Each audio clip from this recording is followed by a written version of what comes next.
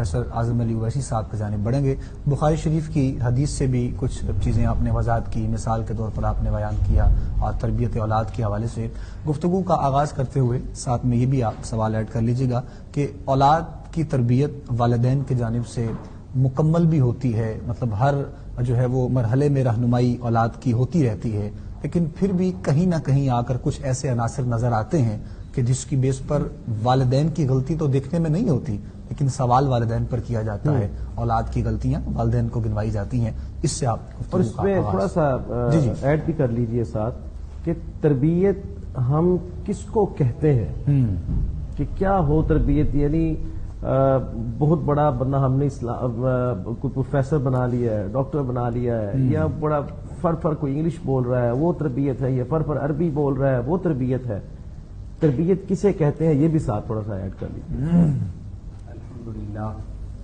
الحمد للہ الذی زین النبیین بحبیبہ المصطفیٰ ومن علی المؤمنین بنبیہ المجتبیٰ والصلاة والسلام علی سیدنا محمد خیر الورى وعلی آلہ واصحابہ المتعدبین بالتقویٰ، اما بعد فاعوذ باللہ من الشیطان الرجیم، بسم اللہ الرحمن الرحیم، وقوا انفسکم اہلیکم نارا، صدق اللہ العظیم وصدق رسولہ النبی الکریم الامین۔ نہ بچا بچا کے تو رکھ ہی سے، تیرا آئینہ ہے یہ آئینہ، اللہ کہ شکستہ ہو تو عزیز تر ہے تیرے آئینہ ساز میں۔ واہ واہ، بہت شکریہ ابو بکر سلطانی صاحب، نور سلطان صاحب اور جملہ کوہ نور مینجمنٹ انتظامیہ کا، کہ جنہوں نے ماہ رمضان کے حسین موسم میں مجھے اپنی سکرین کے ذریعے اپنے ناظرین تک پیغام پہنچانے کا موقع فراہم کیا۔ اللہ پاک آپ کو اس پر جزائے جزیل عطا فرمائے۔ آپ کا بھی بہت شکریہ۔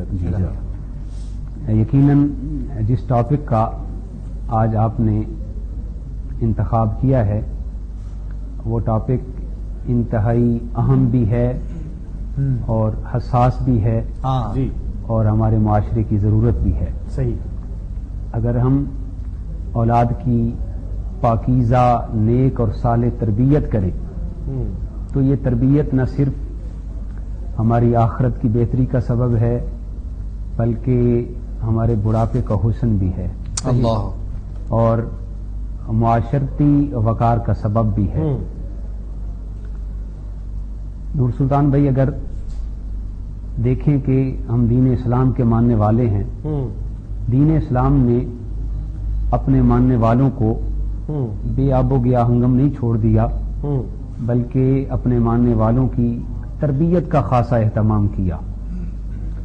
دین اسلام جو اپنے ماننے والوں سے جن چیزوں کا تقاضا کرتا ہے وہ 3 اجزاء پر مشتمل ہیں۔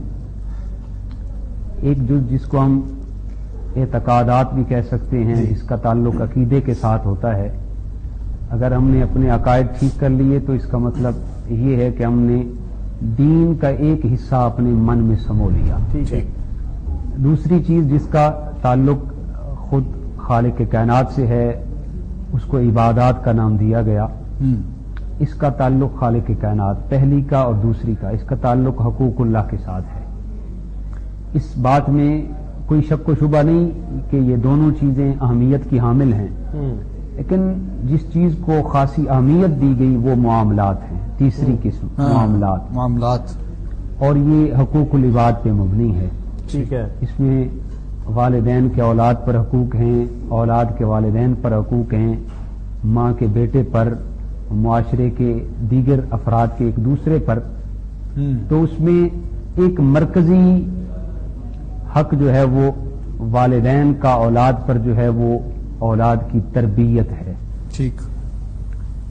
اگر اولاد کی تربیت کو دیکھا جائے جس کو اللہ پاک نے انسان پر لازم قرار دیا، تو اولاد کی تربیت سب سے پہلے نور سلطان بھائی جس طرح آپ نے کہا کہ تربیت ہے کیا، جی، اس کو اگر دیکھا جائے جس چیز کو تربیت کہا جا سکتا ہے اور جو انسان اپنے کندھوں پر بوجھ محسوس کرتا ہے اور ذمہ داری اس پہ عائد ہوتی ہے، اس کو ادا کر کے انسان اپنے عہدہ سے برا ہو سکتا ہے۔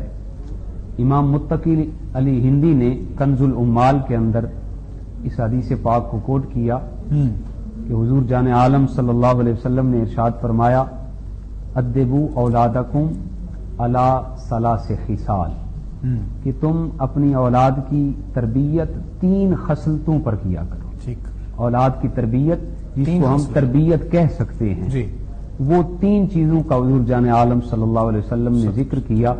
اس میں پہلے نمبر پر جس چیز کا ذکر کیا گیا فرمایا حب نبیکم، سب سے پہلی جو تربیت کا حصہ اور اس کو مرکزی محور اور مرکز کہا گیا کہ جو والدین پر ذمہ داری عائد ہوتی ہے کہ وہ بچوں کی تربیت کریں، پہلی چیز فرمایا حب نبیکم، اپنے بچوں کو اپنے نبی مکرم جان عالم صلی اللہ علیہ وسلم کی محبت کا درس دو۔ سبحان اللہ، ٹھیک ہے، اپنے بچوں کو آقا کریم کی محبت سکھاؤ۔ ٹھیک ہے، اور دوسرے نمبر پر فرمایا وحب اہل بیتکم، دوسرے نمبر پر جو بچوں پر تربیت کا عمل ہے، والدین کی ذمہ داری ہے کہ نبی علیہ السلام کے ساتھ ساتھ جو نبی علیہ السلام کے قرابت دار ہیں ان کی محبت بھی بچوں کے سینوں میں ڈالیں۔ ٹھیک ہے، اور تیسرے نمبر پر جس کو تربیت کہا گیا اور حضور جان عالم صلی اللہ علیہ وسلم کا یہ فرمان ذیشان ہے، فرمایا وتلاوت القرآن، تیسرے نمبر پر جو بچوں کی تربیت ہے وہ قرآن کریم کی تلاوت ہے۔ بچوں کو اپنے نبی کی محبت کا درس بھی دو اور بچوں کو اپنے نبی کے قرابت داروں کی محبت بھی سکھاؤ اور بچوں کو تلاوت قرآن بھی سکھاؤ۔ اگر اس انداز میں ہم اپنے بچوں کی تربیت کریں گے، اس نہج پر اپنے بچوں کی تربیت کریں گے تو یقینی بات ہے جو اللہ تعالیٰ نے ہمارے ذمے یہ ذمہ داری عائد کی ہے تو یقیناً ہم اس سے عہدہ برا ہوں گے۔ ٹھیک ہے، اور جس چیز کا آپ نے ذکر کیا کہ آخر کون سی کمی رہ جاتی ہے جس کی وجہ سے ہماری اولاد نافرمان ہو جاتی ہے؟ نہیں، کمی نہیں، تربیت کیا ہے؟ تربیت کس کو کہتے ہیں؟ یہ 3 چیزوں کا ذکر حضور علیہ السلام نے آج فرمایا۔ کل کا جو دور جا رہا ہے، اتنا یہ فاسٹ دور آپ کہہ لیں کہ نیٹ کا دور ہے، اتنا یہ سوشل میڈیا کا دور ہے، ہر بچے کے ہاتھ میں موبائل، وہ ہمیں موبائل چلانا نہیں آتا، جو چھوٹے چھوٹے بچوں کو چلانا آتا ہے وہ کہاں سے کہاں پہنچ جاتے ہیں۔ تو اس دور میں ہم یہ چیزیں کیسے ان کے دماغ میں فیڈ کر سکتے ہیں؟ یہ چیزیں سب سے پہلے تو جو ہم چاہ رہے ہیں، نور سلطان جو بھائی، ہمیں حکم ہے، اصل جو حکم ہے، اولاد کی جو تربیت ہے وہ اولاد گفتگو سے چیزیں کم حاصل کرتی ہے جو عمل سے حاصل کرتی ہے۔ جی ٹھیک ہے، سب سے پہلے جو تربیت کا مین ذریعہ ہے کہ انسان کی اپنی تربیت ہونی چاہیے۔ صحیح، اگر والدین کی کماحق تربیت ہوگی تو اگر وہ اچھے انداز میں اولاد کی تربیت کریں گے تو یقیناً اس تربیت کا عمل ہوگا اور اس تربیت کو اپنی زندگی کے اندر ثمرات کا موجب اور باعث سمجھیں گے وہ۔ اگر اس حوالے سے میں ایک واقعہ کوٹ کر دوں مختصر وقت میں کہ انسان کی اپنی تربیت ہو تو وہ اثر دکھاتی ہے بچوں کی تربیت میں۔